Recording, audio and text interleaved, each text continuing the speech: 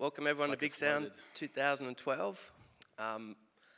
It's my pleasure to welcome someone here who's an amazing songwriter, incredible performer, inspiring activist. I think anyone who's seen The Wire or Treme on the small screen in recent years will say he's building up some serious chops as an actor. He's a published author, a playwright, bit of a renaissance man from Texas, music legend Steve Earle. Welcome to Big Sound, Steve.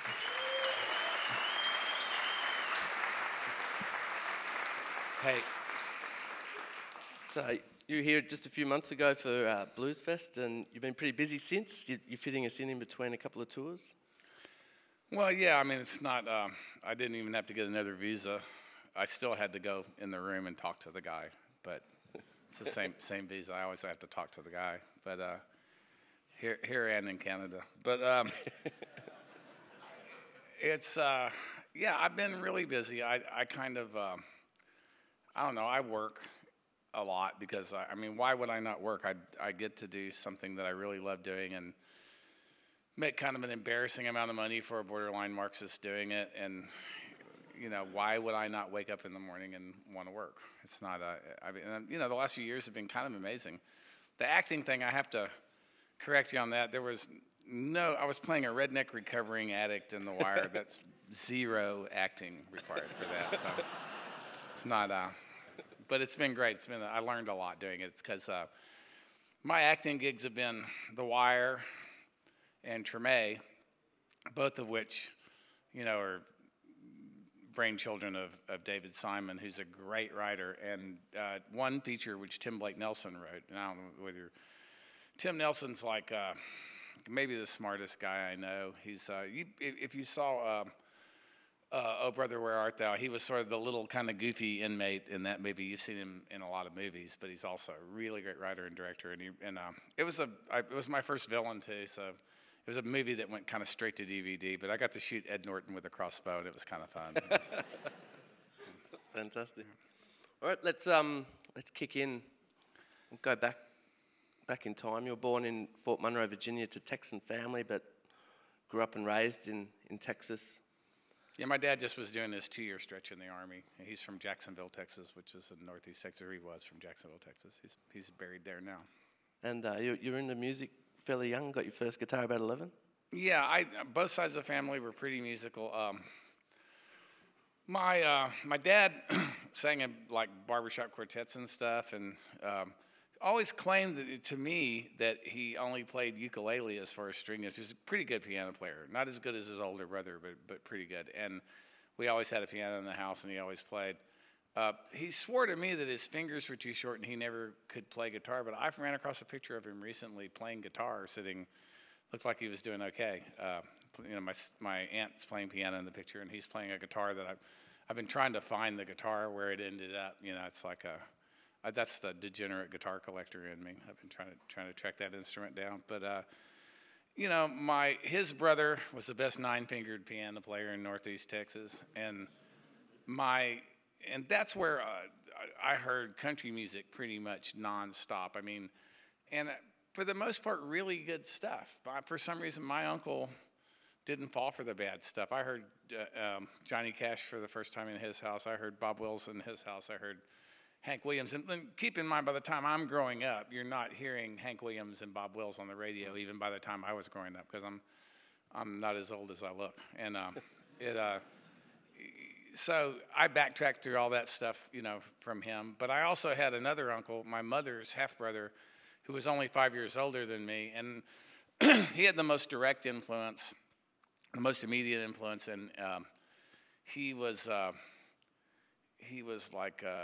you know, we saw the Beatles for the first time together. I was 8 or 9, and he was 5 years older, so he was actually a teenager. So he immediately got a guitar, and my first guitar was his first guitar handed down, which he had polio, so he played guitar left-handed, even though he was actually right-handed because he couldn't form chords because his left hand was badly damaged by polio. So it was so much easier to learn to play once he gave me the guitar and I could actually turn the strings over the other way. And I literally learned to play upside down for the first 6 months. And And all my first records, all my first Beatles and Rolling Stones and Bob Dylan records came from him.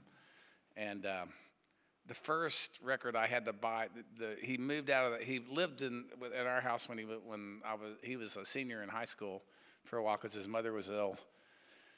And, you know, I didn't have to buy records until he moved out. So I guess he moved out the summer of 1967. So the first record I actually went out and bought was Sgt. Pepper.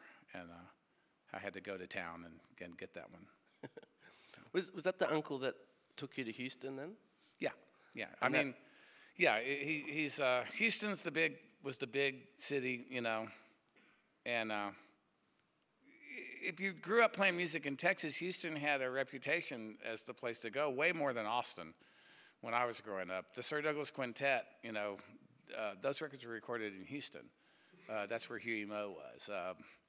You know, ZZ Top was in Houston. Lightning Hopkins was in Houston, and that's why ZZ Top was in Houston. The Gibbons, you know, Bill is from Houston. The other guys in the band and Top came from Dallas, but that's kind of where you ended up. Was the big time in the music business in Texas was definitely Houston. And when he was anywhere, that's where Townes Van Zandt was, and I learned that pretty early on. And I left home when I was 16, and I basically followed Townes around Texas for about 3 years, and sometimes outside of Texas. I went to Colorado with him once. But mostly I just, like with everybody else, waited around with, you know, bated breath until he came through, because he was sort of a migratory beast. And I was myself, Guy Clark, even though he's one of my teachers, he was also a member of this cult, and we were a cult that Lucinda Williams plays Foley. We were a member of a cult that revolved around Townes Van Zandt. Yeah. Well, he obviously played such a huge part in your life. What was he like as a person? He seems like a fascinating guy. Was he a contradictory sort of man, or? He was the funniest guy I ever met, but he was really sad, and he had a hard time dealing with stuff that most people don't have a hard time with, and I don't know how to explain that or why. I mean, there's a lot of stuff you can read about why it happened. You know, I met him when I was 17, and he was, you know, 30-ish, and, you know, so I wasn't a witness to all the stuff. I've heard the same stories that anybody here that's ever heard of Townes Van Zandt heard about why he was the way that he was. But I witnessed some pretty bizarre stuff, some of which I talk about, some of which I don't. You know, I'm part of the group of people that kind of helped write the legend of Townes Van Zandt. I mean, I've heard stories. I've heard people. Townes is just the type of person that I have heard people tell stories as if they were there in the room about Townes that I know for a fact that they weren't there, because I was. And, you know, and I've probably done that myself. And he was just that kind of guy. He literally, there was this thing about him. When I met him, he was still, you know, girls adopted him, and he always had really ridiculously pretty girlfriends, and that lasted about 3 months every time. And because it would eventually, his behavior would, there was a lot of the talk about Townes' drinking. And the fact of the matter is that Townes couldn't drink at all. He never could. He was one of those people that was absolutely allergic to alcohol. Any amount of it in his system, and his behavior changed drastically. And as he got older, he became like most late-stage chronic alcoholics. He got to where he couldn't be sober, you know, even moderately sober for any length of time, so it got worse. And it affected, he probably had some other stuff going on besides alcoholism, but he was definitely an alcoholic, and it definitely, in the long run, you know, killed him. So soon you were in Nashville, and you spent quite a lot of time there. You were writing a lot, but not for yourself. You were writing for songwriting businesses? Well, we were taking money under false pretenses, all of us.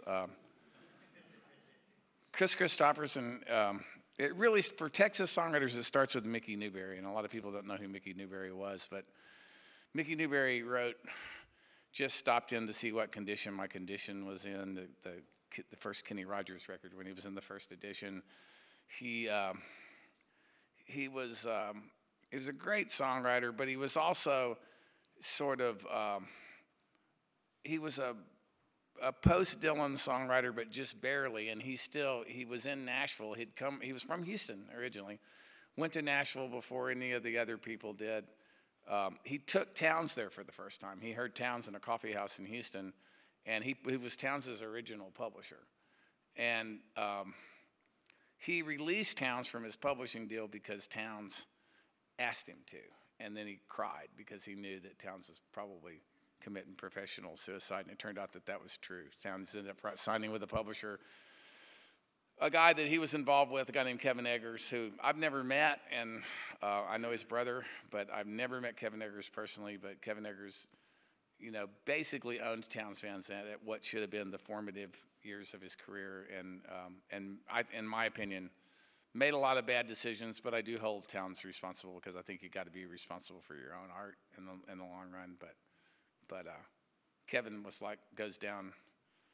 I mean, he's got to be one of the worst manager, publisher, producers in the history of music when it gets right down to it. Was there a point when you decided, all right, I'm writing these great songs, you know, Carl Perkins is recording them, things like that, where you said, all right, enough's enough, I want to be singer-songwriter playing my own material? The song that Carl Perkins recorded wasn't that good a fucking song. I don't think it matters. And that's the way it was, you know. And then the one song that I had, what finally made my decision about what I was going to, basically Townes never did it. Townes never took money from a publishing company in Nashville. He didn't even live there. Guy did, and I got my first publishing deal. Guy Clark, Townes, is older than Townes, but just as much, you know, a disciple as any of us were. And Townes is, you know, to the end of his life, unconditional best friend. And, you know, we knew because of Chris Christopherson that we might be able to make a living writing songs in Nashville, and that somebody would pay us to be songwriters. And we all hoped we would get record deals, and some of us did. I never did. It took me 13 years to get a record deal. But Guy got a record deal. Not that much came of it, but he got records made. And you know, the first record I ever got my name on was a Guy Clark record, and Guy's first album. And which is just like an amazing record. It is a great record. I'm singing background vocals on one track, but it's a very, very big deal to me, that record. Everybody in Texas, you have to understand, was waiting for that record for 3 years. It took him a long time to make it for a lot of reasons. There were a lot of false starts. And, you know, by that time, Jerry Jeff Walker had recorded Desperados Waiting for a Train and That Old Time Feeling, and, you know, did like three Guy Clark songs before it was all over with. So, and Jerry Jeff was a very big deal in Austin around the time. Austin in 1972, 1973 there was this whole thing going on there, this kind of cosmic cowboy thing. And it began with Michael Murphy and you know, these guys. A lot of the people in Austin were refugees from either coast that had been in the mainstream music business elsewhere, and it sort of all exploded when Willie Nelson moved back to Austin from Nashville, and his house caught fire and burned to the ground. He managed to salvage that guitar of his with a hole in it and a pound of marijuana, and he moved back to Austin. And I stopped getting my ass kicked so much when Willie Nelson moved back to Texas, because I'd always been like, I'd always worn cowboy boots, like even whatever else I wore, and it was just sort of more obstinance than it was anything else. Because where I grew up in Texas, there were two kinds of kids. It was almost like quadrophenia. It was like there were kids that wore Western clothes and listened to country music largely. They listened to rock and roll too, but largely they listened to more country music than they did anything else. And they still were stuck in the 50s. They greased their hair back and they wore cowboy boots and hats and stuff. And I wasn't part of that crowd, but I still liked a lot of that music, and you know, and by that time there was some kind of country rock starting to come along too. You know, I had the first Flying Burrito Brothers records. I always knew who Graham Parsons was, and luckily the FM radio station in San Antonio played those records, and I was way more bummed out about Graham Parsons dying than I was Jim Croce within 3 days of each other, and but it was. When Willie moved back to Texas, there was this moment there where, you know, he had these big concerts, and people, you know, rednecks would go, and people with long hair would go, and it looked for a minute like, I mean, Texas becoming what it's become now, which is as right-wing as you could possibly imagine any place being. You know, Texas is more right-wing than, you know, Italy in 1936 right now, and I didn't think it was going to end up that way. I would have sworn on a stack of Bibles that Texas was going to be like Southern California or something in 10 years, the way that it was going. It's amazing that it turned out the way that it did. You should try living in Queensland for a bit at the moment. No, I'm totally familiar with the phenomena that we're fucking upside down here, and the further north we get, the weirder it gets. You know, I've spent some time in this country. You made a rockabilly album in your late 20s, which you're still proud of, but your first real album was Guitar Town in 31? No, the rockabilly album was a real album. I beg to differ on that. Let's put it this way. Bob Dylan covers one of my songs, and it's a song from that record. All right, that makes it a proper album. So I have to defend that record. I'm pretty proud of that record. Yeah. But Guitar Town is sort of widely recognized. It's the first major label release, because the rockabilly record, I released an EP on an independent label, and then a couple of singles with that sort of format, and then I got dropped, and then the album was canned. And then after Guitar Town was a #1 country record, the rockabilly record that was in the can and not good enough to release suddenly healed and was good enough to release, so it finally saw the light of day. Yeah. Guitar Town, you hit the ground running. Like an amazing album, and it got traction straight away. What was that like? It was, I'll never forget, there was a few things I had to figure out. I had some attention at country radio, but mainly it was attention from rock press. And I'm glad that I was smart enough to realize, and I was fighting my label, you know, especially the promotion department of my label, about the airplay at country radio, which is life or death for a country act, still to this day. I knew that it wasn't going to be, that's not where my career, you know, was going to be. And I was 30 years old. I'd been in Nashville since I was 19. I didn't really have a marketable skill besides this, and so there was some amount of desperation involved, but I had to figure out. I was really lucky that the week that Guitar Town went to #1, my deal with my publisher ran out, and I was out of contract, so they had to negotiate from a place of not of strength on their part, and they were desperate to re-sign me. Also, the publishing company belonged to the Oak Ridge Boys, and they really wanted to sell it, and they, you know, the buyers were definitely interested in me, so it was sort of a perfect storm in my favor, one of the few times that's happened in my career. And I basically, I negotiated a deal where I got half my publishing for the first time, rather than giving all of it up, and only keeping the writer's portion.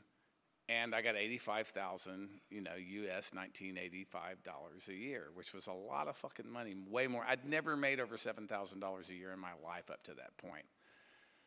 So what it allowed me to do was go out and find a bus that I could afford and just divide the money that I got from the shows up among the guys and live on my publishing money and stay on the fucking road. And I did, because by the second record, it was over for me at country radio, and which made me sort of forced my hand into making Copperhead Road, you know, which was, that's 85, 87, actually 86 Guitar Town was released. It's 86, 87, 88 it's Copperhead Road. It's 3 years, and I had to go to Memphis to make it.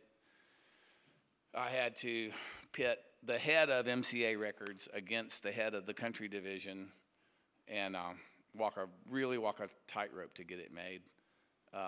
It turned out that Irving Azoff hated Jimmy Bowen so much, but he had promised him autonomy, and I gave him an excuse to go back on his word. And so I just kissed Irving's ass, and he protected me, and that record got made. So Irving Azoff, a lot of people say a lot of stuff about him, but he's like kissing Irving's ass worked to my advantage in that particular situation, I have to admit.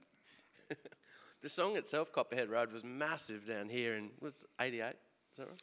Came out in '88, Yeah. and we didn't get here until the next record came out in '90. Was the first time we actually came. You had a pretty, you have a pretty interesting theory on why that went so well down here about the Australian sort of oral tradition. Yeah, I think there's a lot of similarities for obvious reasons between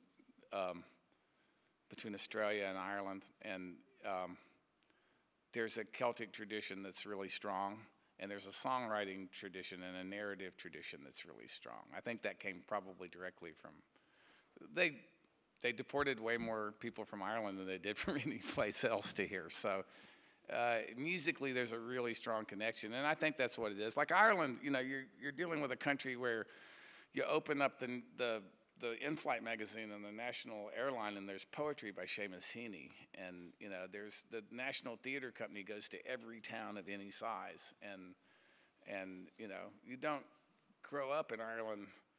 It's impossible to grow up really truly illiterate in Ireland, and which is really strange because culturally Irish is not even a written language. The greatest poets in the English language are mostly Irish, and there's a reason for that. Some of them were Protestants, some of them weren't, but Irish is not a written language. You know, it never was, and the music itself was outlawed, and along with the entire culture, so it became part of the politics, and that was carried to the States. And the birth of the American labor movement comes from that. The Molly Maguires, you know, people that, because coal miners in England were, you know, skilled miners were English, and the laborers were Welsh and Cornish and Irish, and you know, so that's why you have old-time country music and bluegrass music in the Appalachian Mountains in the United States, and here there's that tradition, both of those traditions, both lawlessness and that kind of music, you know, came here, and that connection between politics in a very personal way, and the way it affects working people's lives, is, you know, being tied to music. I think, you know, those kind of stories, I mean, I think they make sense here. I played Blues Fest a bunch of fucking times, and I had the best show I've ever had this last time, and I've done it solo, I've done it with a band, but I had 8,000 people singing along. You know, I'm out there with one guitar, and I think that I've had that happen in one other place, and that's Ireland. I think that can happen here, and it can happen in Ireland, and there's probably not any place else in the world I've ever seen that happen on a solo show. I can get people to listen, but I can't always get them to fucking sing. It was a pretty amazing set, that one at Easter. Yeah. I guess a couple more albums, and then we get to the early '90s. There's a few lost years there. You were telling me when we spoke a few weeks ago that you're in the process of writing your memoirs, and you're going to correct a lot of misconceptions about that era. Is that something you'd like to No, I don't know whether I'm going to correct any misconceptions or not. I don't know. I haven't gotten to that part of the book yet. I swore I'd never write a memoir, and I'm doing it for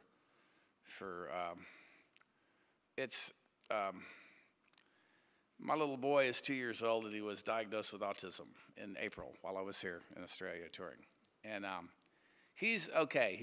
He makes eye contact, and he's starting to get some words back already, but he's going to require treatment that no insurance pays for. There's nobody way to pay for it except out of your own pocket in the United States, and it's really fucking expensive. So that's why I'm writing a memoir.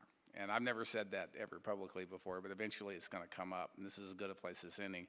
And eventually, you know, I'm going to have to go out and raise some money, because this has got to stop. It's 1 in 90 kids, folks, worldwide. It's 1 in 50 boys.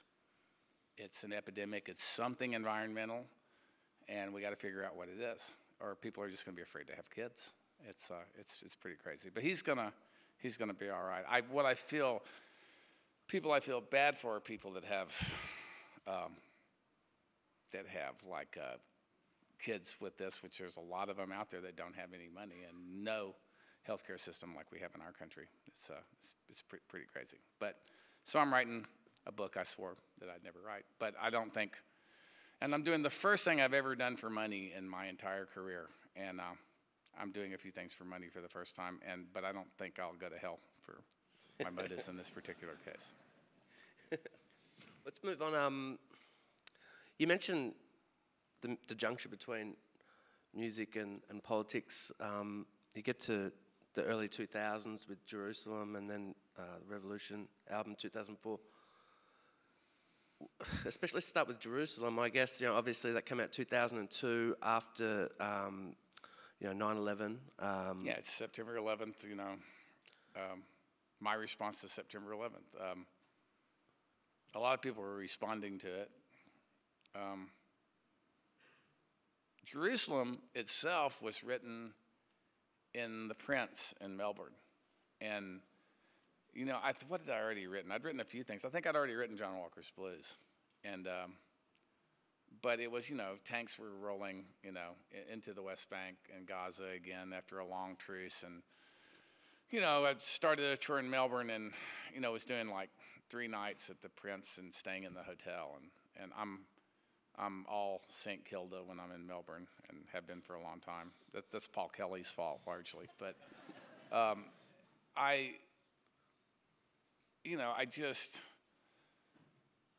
was reading a book called all this stuff sort of came together. I was trying to understand. I felt it imperative that I understand this part of the world that seemed to be determined to shape the world that I was living in. I didn't know anything about Islam, and it become apparent to me that I needed to learn. I mean, I read a book called Warriors of God, and it's about the Third Crusade. Now, the Third Crusade is Salah ad-Din versus Richard Coeur de Lion, and Richard the Lionheart. I knew who he was because I knew he was the King of England, but I learned in that book that he spoke English as a second language because he was actually French, and he's buried in France.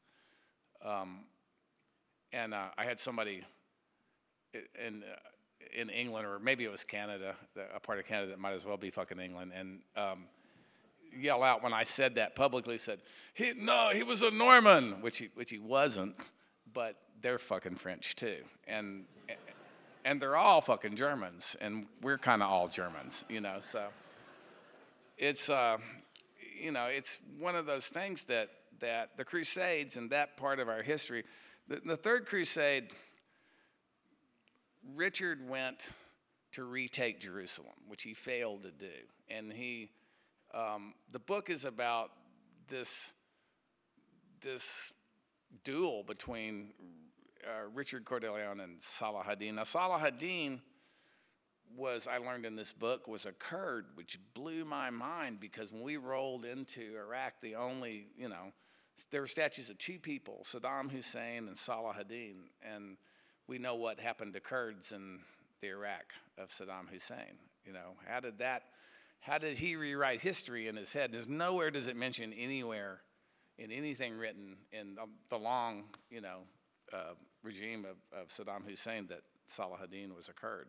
And it was just in that book that I figured out how close together the Western Wall and the Church of the Holy Sepulchre and the Dome of the Rock are.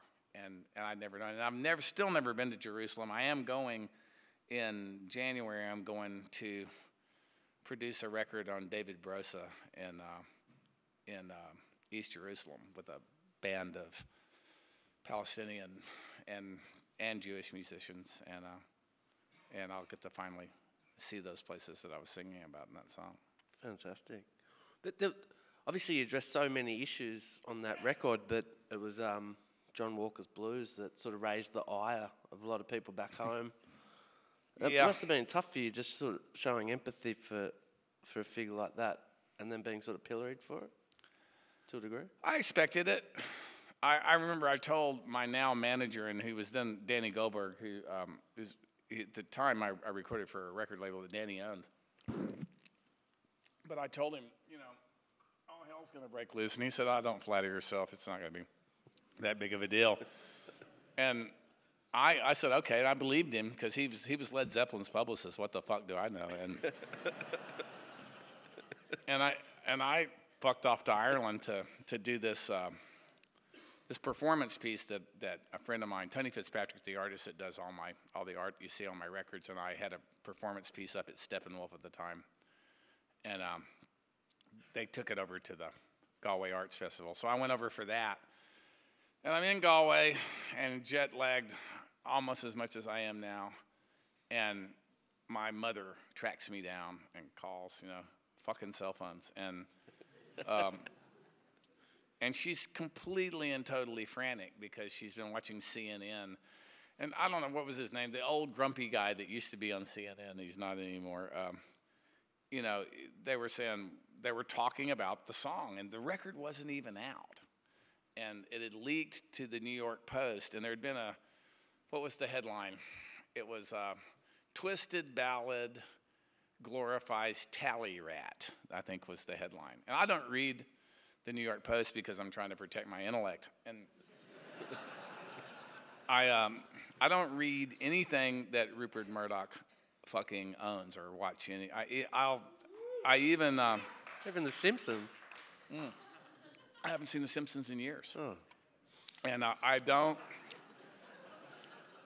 haven't. And I don't. The only exception I've made is the New York Yankees in the World Series, and it's on Fox. I'm gonna fucking watch it. But that's,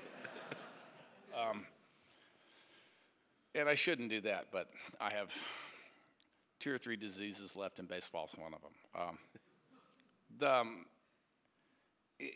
I learned a lot. I learned that people in Nashville, no matter how long I'd been there,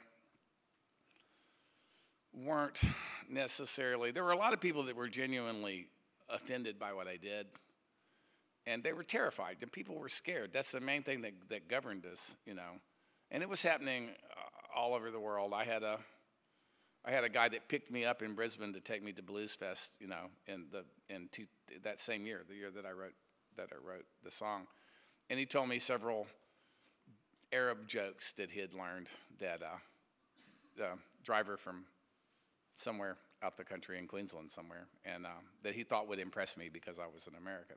And, something about somebody's, the punchline was something about his little girl asking, what are Arabs? And in Nashville, even people that were friends of mine, and this is what offended me the most, it wasn't the people that were Republicans anyway, and people that I knew that I know where I stand politically is, and I'm a socialist in a country with no viable socialist party of any sort, and I'm very realistic about that. I vote for Democratic candidates because it's the best that I can do, and I work for them sometimes. Usually the best thing I can do for a candidate I want to see elected is stay as far the fuck away from them as possible. But I didn't, what hurt my feelings were people that thought the way I did that couldn't see their way clear to defend what I did and couldn't understand what I did. And even though they probably didn't vote for George W. Bush. And, I went to, there was an organization in the last election cycle, or actually started the election cycle before last, called Music Road Democrats that a friend of mine started. And I happened to be, I'd already moved to New York, but I happened to be there for some reason, and I was, he tried to drag me into a photo op at a speaking engagement that Al Gore gave. And this is right in the middle of the whole global warming book thing going on in the movie. And Al and Tipper Gore levitated trying to avoid having their picture taken with me. It was pretty amazing. It's just one of those things. So I moved to New York, and it started out as an apartment that I had because I had a radio show in Air America when it was on the air, and I had to go up there and tape shows, and I had married a girl that actually had a job and decided I could afford it, and I went and we rented an apartment that was originally intended to be part-time and just got where we stayed in New York more and more, and that's the way it's been for a while. It's moved to a bigger apartment when John Henry was born.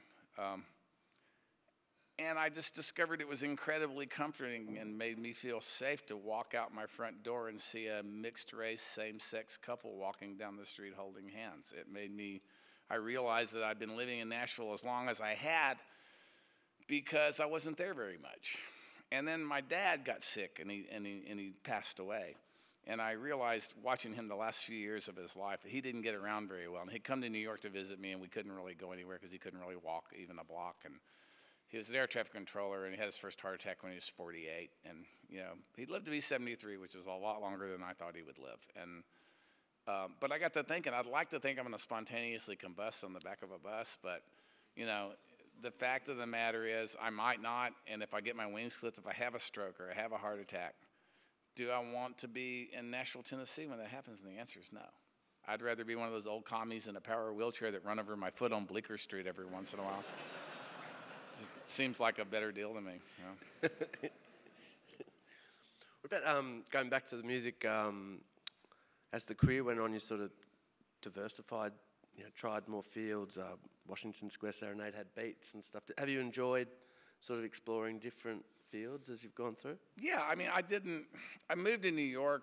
Washington Square happened because I'd moved to New York and I was disconnected from a recording studio that I'd had for years. And, you know, I moved, so Ray and I sort of divided the stuff up, and he actually leased that studio out, and he's in a different space on his own. I just made a record with him. The new record I recorded in Nashville, and Ray Kennedy recorded it. But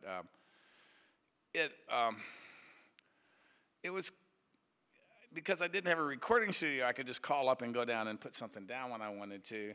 I finally tested positive for Pro Tools, and I'd never even seen, this was when I moved to New York in 2005, and I'd never even seen that software up on a screen until 2005. My first version of Pro Tools was mid-sevens somewhere. And, you know, so I bought the last G5 iMac because, you know, they hadn't gotten to, the software hadn't caught up with Intel yet at that point. And I bought the last one that was in New York City. And I wanted an iMac because I had a very small apartment, and I wanted something I could put on one cart and keep in the corner. And I started this thing of like playing acoustic instruments. I wasn't all that interested in playing electric guitar. I'd gone back to just, I've been doing a lot of solo shows, and it was a lot of finger picking on guitar and playing banjo and playing mandolin and to beats. And I was using, you know, it was totally hip hop rules. I was stealing beats off other people's records and learned how to work a sampler a little bit. And then talked to other people, and they sent me stuff, and so I began thinking about making a record that way. So I started looking for a producer that knew that world, and the first thing that popped up as far as records I knew that you know that worked like that were the Dust Brothers, and which the Dust Brothers didn't, you know, really exist anymore. But John King returned the phone call, and we didn't know, and nobody knew that the Dust Brothers didn't exist when we actually put the feelers out originally, and. You know, I started out with beats that I made and then turned some stuff over to John, and he worked on it, and we did it that way. Then we overdubbed the live instruments after the fact. Did it, and the studio recording in Electric Lady, which was kind of a trip. I was like, where am I going to record? Well, I want to record this all in New York. When I move into a studio, where do I record? And I like, there's got to be, what's the best studio in you know, that's close that I can walk to work? And I thought Electric Lady was gone because I remember seeing it on 8th Street, and there was this big guitar-shaped facade in front. And when I moved to New York in '05, that facade was gone, so I assumed the studio was gone. And Patti Smith told me that, she goes, we were talking about this, she says, you should record at Electric Lady. She had just finished 12, that covers record of hers. And she'd done an Electric Lady. And I thought, well, it's not there anymore. She goes, no, I just recorded there. And so it was a trip. It was, you know, the vocals were done on one of 2 microphones that Eddie Kramer bought when they bought the original gear for the studio. And the murals that Hendrix never saw are still on the wall there. And that studio, by the way, they've upgraded it recently. There's like a Neve downstairs and an API upstairs. They got rid of the SSL, and it's as good a recording studio as you'll find anywhere in the world right now. It's not cheap, but it's like which I'm not sure is a good idea in this music business, but it's a really, really good studio. But I just kept working on it, and it was songs about New York. It was love songs for New York City and Allison Moore is what that record was from beginning to end. Awesome. If push comes to shove, do you have a favorite genre? You've worked in so many. Like, do you have a preference for country or bluegrass or rock and roll? Or? I mean, I probably, there was a point at which I actually thought maybe this is, when I was making the bluegrass record, maybe this is what I'm going to do for the rest of my life. Because the reason I've never had purer reasons for making a record in my life. I grew up in an album era where, you know, you made LPs and you made them, you know, they were a piece of work unto themselves, and so that's how I'll do it until I stop making records. But that record, I just wanted to write and record new bluegrass songs, and with the hopes that one of them might be performed after I'm gone at bluegrass festivals, you know, every summer. And some of them are. Several of those songs are being played by different bluegrassers. But in all, the bluegrass community treated me worse than almost anybody has ever. I was voted the bluegrass antichrist at the International Bluegrass Music Association, and completely and totally passed over in the awards, and the record was totally ignored by. I was recording with the best bluegrass band in the world at the time, and pretty proud of that record. But you know, so it's one of those things. Why was that though? Were you stepping on their turf, or it was a good record? No, it was politics. Yeah. It was politics. It was. I say fuck too much, and. You know, with some bluegrass festivals you can say fuck and some you can't, and I never could keep it straight which ones you could say fuck at and which ones you couldn't, so I don't play them very much. So. What the fuck? You know? Not here, no. Yeah. I guess brings us to today. I mean, the obvious comparison is your eldest son Justin, who's obviously starting his own career, 5 albums in.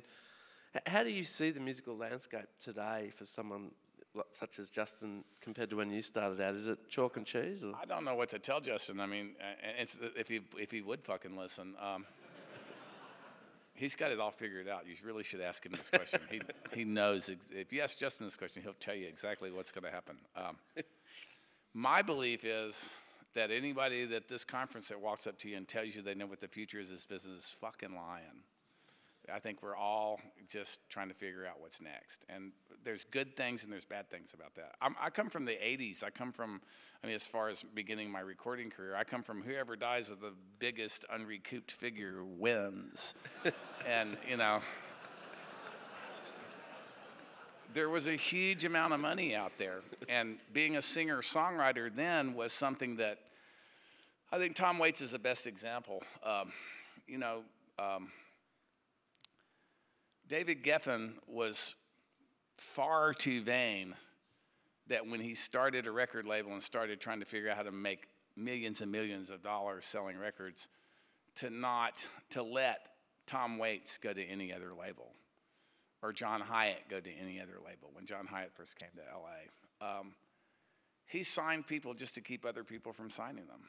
And just the same way he collects art. He collects it and he puts it in a warehouse somewhere. And actually, he was just trying to figure out how to sell, you know, more Guns N' Roses records if he could come back in the fucking studio. And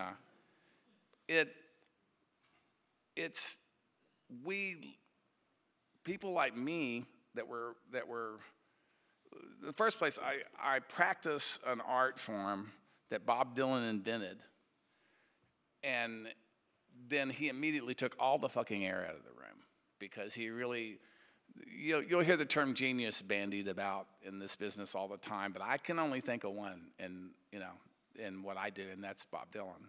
And I don't think there's been one since. There's some people that have been close. But, you know, as good as Bruce is, he's not that. He's not completely and totally reinventing something from the ground up. And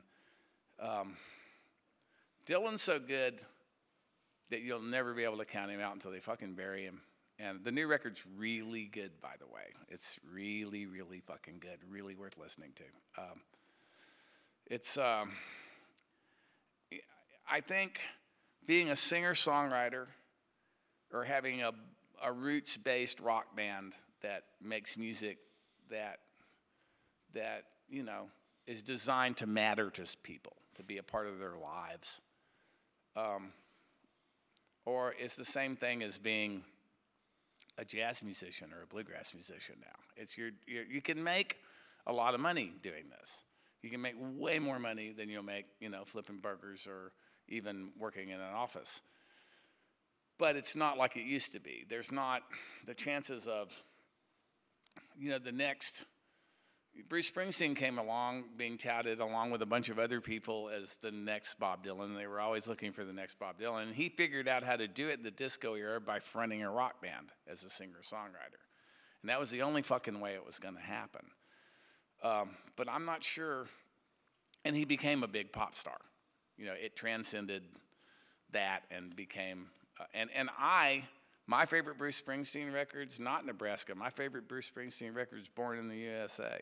And I love that record. I made Guitar Town because I went and saw Bruce Springsteen on the Born in the USA tour. And I saw him open the show with Born in the USA. And the next day I wrote Guitar Town and I started writing the songs. And I wrote Guitar Town to open the record and open the show. And, you know, but from this point on, you know, you have more control. You may not need it, and you may not want it, and everybody has to make their own call about how much they have to say. I need a producer. I need at least a co-producer to make a record. I need somebody to bounce ideas off of. And the last few records, I really felt like I needed to just put it in someone else's hands. Working with John King was that way, and then I made the Towns record by myself because that was such an intimate thing that it was really not anybody else's business how I made that record. That was all guitar and vocal stuff I did in my living room, and then I added stuff to it later. And it was the guy that recorded it, because I just couldn't operate the machine and really concentrate on singing and playing. He said he felt like, we were having dinner one night, he says, I feel like I'm eavesdropping. I feel like I'm witnessing something that I shouldn't be watching when I'm recording this stuff. And so I did that myself. And then I made a record with T-Bone Burnett, and I really didn't want to be a producer. I was completely exhausted with that. I wanted to just be an artist, and I wanted to sing, and I wanted somebody that I trusted to get the best vocal performances out of me that I could, and T-Bone did that, and I do trust him. Sometimes I wish I could make every record that I ever made with T-Bone Burnett, but I can't because it takes too long to schedule him, and so the new record I produced myself with Ray Kennedy, who I worked with for years, and we did I Feel All Right, El Corazon, Jerusalem, you know, The Revolution Starts Now, the Bluegrass record, all those records together, and I did it with my band. I did it in 5 days, and it'll be out in March, I think, which means I can't get out of fucking South by Southwest this year. And you know, the future is wide open. You can make a record. Anybody can make a record. That's the good news. The bad news is anybody can make a record. And so,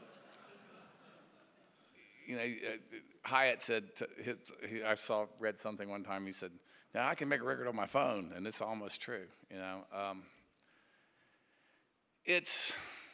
I think the best advice I can give anybody is wake up in the morning and ask yourself, you know, like, you know, when concerning your art, you know, don't worry about what's happening on radio. Don't worry about what's happening anywhere except, you know what you hear in your head and what you hear in your heart, and you know, ask yourself what Dizzy Gillespie would do. Ask yourself what Bill Monroe would do. Ask yourself what somebody that had decided they were going to make something out of thin air that becomes indispensable to people in times when they can't really fucking afford to feed themselves, but they'll still pay money to go out and, you know, and what I'm doing worth my audience's time? Because that's who you work for. That's who your boss is, you know. Also, the best advice I can give any performer is audiences don't know what monitors are, and they don't fucking care. And you don't pay to get in. It doesn't matter what it sounds like to you. So.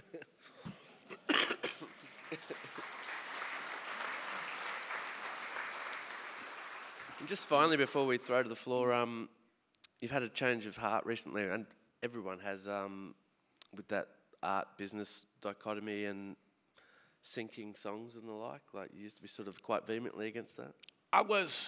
I asked myself, what would Neil Young do and what would Tom Waits do for a lot of my life? because I've perceived those two guys to be my contemporaries and people ahead of me. I think Waits is a contemporary. I mean, I started writing songs for a living in 1974, and Waits made his first record, the year before that. So I consider us to be contemporaries. Neil was a hero from the time that I had a guitar, just about. But they were the guys that I felt like, in the midst of this big, huge music business, were carrying themselves, even though they were taking money from the devil, with the most integrity. And trust me, I'm totally okay with taking money from the devil as long as the devil will fucking dish it out. But it's a good thing to do with the devil's money, is make something beautiful of it. I think it sort of helps set the world right. But I didn't do ads because Neil Young didn't do ads, and that absolutely. But then the music business changed, and the ways to make money were starting to dry up. And when I got out of jail owing the Internal Revenue Service in 94, I owed the Internal Revenue Service in the United States $480,000, and I paid $8,000 a month in child support and alimony. So my payment to the IRS was $10,000 a month, and that never touched the principal, and that was for 20 years. And so I was having to make $18,000 a month before I got the first dime. So people thought I was ambitious, and I was merely desperate. I basically, I finally got that because of Danny Goldberg, realizing that I needed to do it, and relatively recently, I made a couple of deals that paid all of that off, and I had to just sort of reassess everything, because I married Allison. I was 17 years older than she was, and I realized I was gonna die before her unless something really awful happened, and that debt was going to become hers because we were married.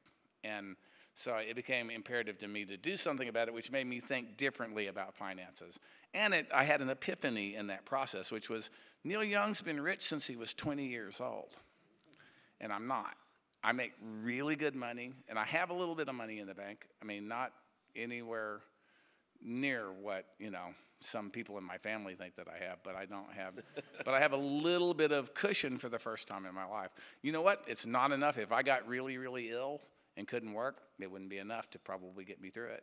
But it's more than most people have, especially in my country. So that changed it. I just had to rethink it, and I still have some rules. I don't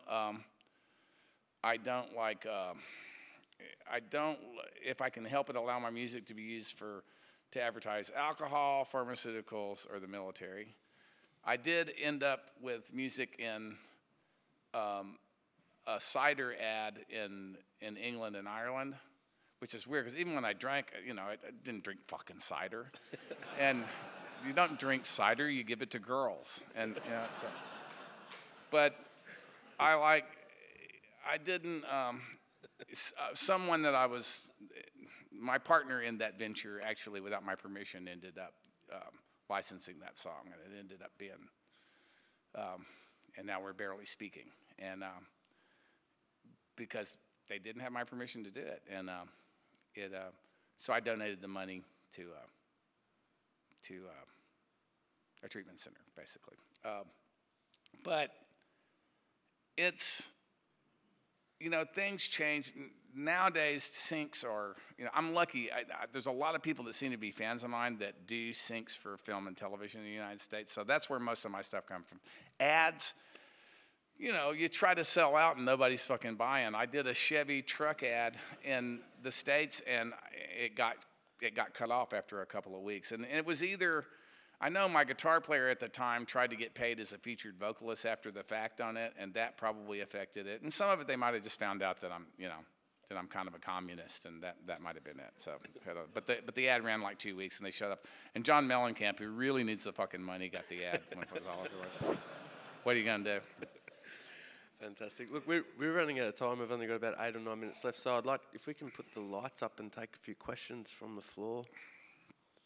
Anyone like to ask Steve something? Over there.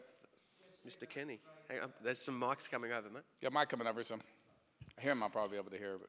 Thank you for that wonderful presentation, and Steve, that's a great interview too. Well done to both of you. bounced into you briefly at the party last night. I'm interested in the brief liaison with the Pogues. Can you tell us a bit about that? We're the same graduating class. You know, I didn't really hear the Pogues until the second record, I guess, for whatever reasons. I'm not sure why. The second record, Rum Sodomy and the Lash, came out about the time Guitar Town was coming out. And I think I saw the Pogues for the first time on MTV. And oddly enough, the very first thing I saw the Pogues perform was there was a video clip on the band played Waltz and Matilda, which I knew that song because I'm a folkie, and so I knew who Eric Bogle was, and so that intrigued me, and I tracked it down. Then we had a roadie in. People underestimate where roadies fit into this business. I mean, I've met a lot of people, you know, that I know in the business because we had crew guys in common. And this particular guy named Bill Ramey, who's a big-time production manager. I've trained half of the roadies in the States, you know, because after a while I lose them because I only tour at a certain level. But Bill worked for me, and now he does like really big, huge bands. But he had brought the Pogues over on their first tour to the States, and I was in England. And he was touring with me, and he called Frank Murray, who was the Pogues manager at the time, and they invited me up to Abbey Road to the Penthouse, which is the studio up on the top floor. And they were hiding from their record label, who also held their publishing, because they were changing record labels, and they were making demos for what would become Rum Sodomy. I mean, If I Should Fall from Grace with God. So we were told to go to Abbey Road and ask for the Terry Woods Quartet. That's how they'd booked themselves in. And we go, and it's like, it's after midnight.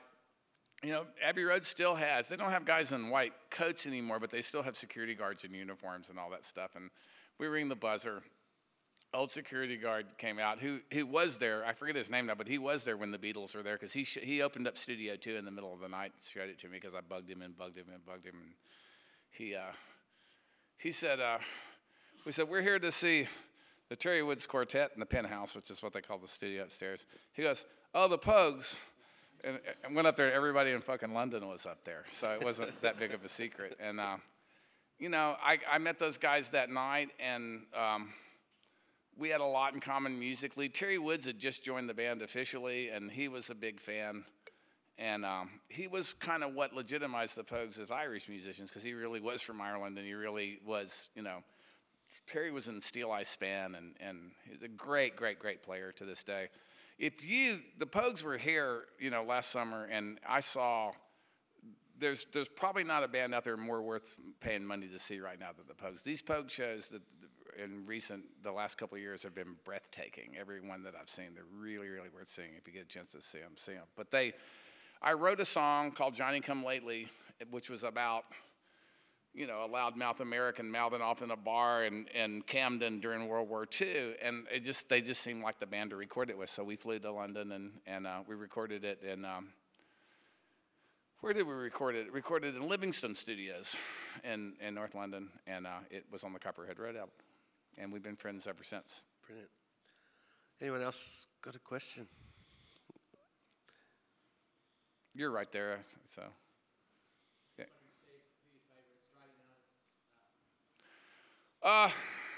UMI, the Saints, that's pretty, you know.